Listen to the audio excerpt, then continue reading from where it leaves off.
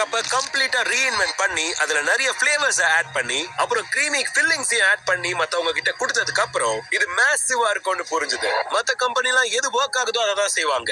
ஒரு சாதாரண கேள்வியோட எங்களால நிறுத்த முடியல.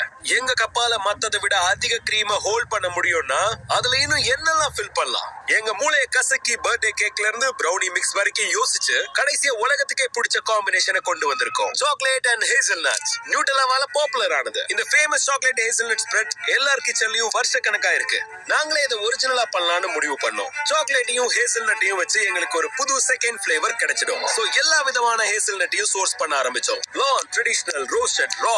அப்புறமா நாங்க ஹேசல்நட் பீசஸா இல்ல பேஸ்டான்னு முடிவு பண்ணோம். அப்புறம் எந்த ரேஷியோல சாக்லேட்டையும் ஹேசல்நட்டையும் மிக்ஸ் பண்ணா நாங்க நினைச்சது கிடைக்கும்ங்கறத யோசிச்சோம். சில மாசங்களுக்கு அப்புறம் நிறைய ரேஷியோ, டெக்ஸ்சர் அட்ஜஸ்டிங், நூத்துக்கணக்கான வேரியேஷன்ஸ் டேஸ்ட் பண்ணிருக்கோம். ஃபைனலா நாங்க எங்களோட யூனிக்கான சாக்லேட் ஹேசல்நட் பிளெண்ட கண்டுபிடிச்சோம். அதோட வேற சில கப்ஸையும் கிரியேட்டர்ஸ் அனுப்புறப்ப அவங்களுக்கு பிடிக்கல.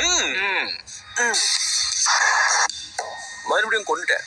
நல்லா இருக்கு ஜிம்மி. இது அவங்களுக்கு ரொம்ப பிடிச்சது. சோ ஃபைனலா இந்த ஹேசல்நட் கப்ஸ் நாங்க 5 Below, Circle K and Albertsonsல டெஸ்ட் ரன் பண்ண போறோம். சோ நாங்க எக்ஸைட் ஆன மாதிரி எல்லாரும் எக்ஸைட் ஆகுறாங்களான்னு பார்க்கணும். அண்ட் உங்க உதவியால ரீட்டைலர்ஸ்க்கு ஒரு தனி ஷெல்ஃப ஒதுக்கணும். சோ இந்த புது ஹேசல்நட் கப்ஸை ட்ரை பண்ணுங்க. உங்களுக்கு பிடிச்சிருக்கான்னு நான் தெரிஞ்சுக்கணும். எங்க